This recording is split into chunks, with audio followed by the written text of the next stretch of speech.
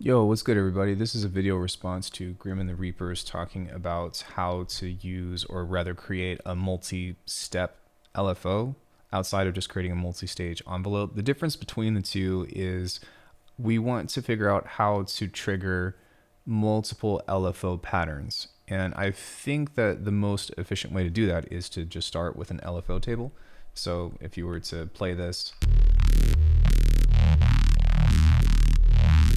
you basically have 256 different frames to choose from to where you can kind of cycle these. And this is set to like a smooth spectral thing, but you can totally like have it flip to something much harder or much more harsh.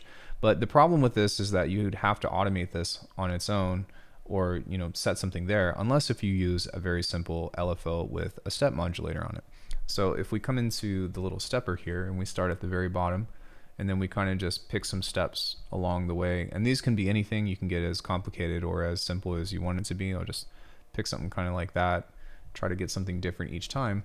And we set this to the frame on here. Then what this will do is set a change every time this repeats.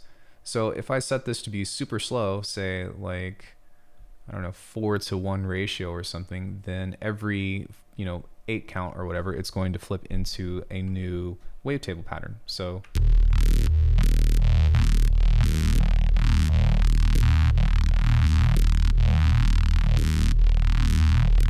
sorry, I meant LFO pattern. So this is super simple and pretty efficient. The reason why you would use something like this in the first place is if you've got some kind of riff on any kind of sound or whatever to create different rhythms, or maybe you can create a call and response. So maybe you've got a bass riff that's just playing one rhythm on this LFO table, and then you want to, instead of draw a new LFO pattern, you want it to play a different one. You can literally just hold this or one button, and then that way it'll do it for you. The other thing that I wanted to mention was that you could get super complicated with this by sending a bunch of different modulators to trigger a new modulator source. So if I have an LFO and I hit the plus button, this little guy right here is a trigger. So what this will do is actually trigger this on its own whenever the cycle repeats or whenever the revolution finishes. So that's a very convoluted way to do that, and you can have multiple ones of these like set up. So for example, let's say you wanted this to be a macro and you set that here, but then when you got another LFO that's a different shape, say, I don't know, we'll just pick a different one, that way I don't have to draw it, and you wanted to set this to trigger as well. Sorry, I moved that one over, but same thing. So you go here, well, you can grab another macro or something and have that trigger on a different pattern. So if these are off, it's not going to do anything. If these are on, then they'll will kind of like trigger on their own of whatever movement pattern this is supposed to be.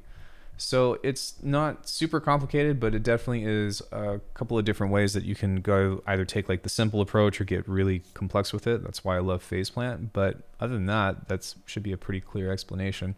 So if you all have any questions about things that you want me to cover in the future, just let me know with a comment or something. And if I'm able to do it, then I will.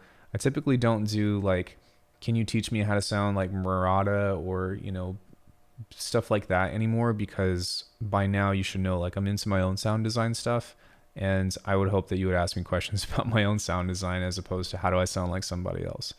You should be learning to sound like yourselves, and that's what this channel is for. I'm here to help you do that. See you guys later.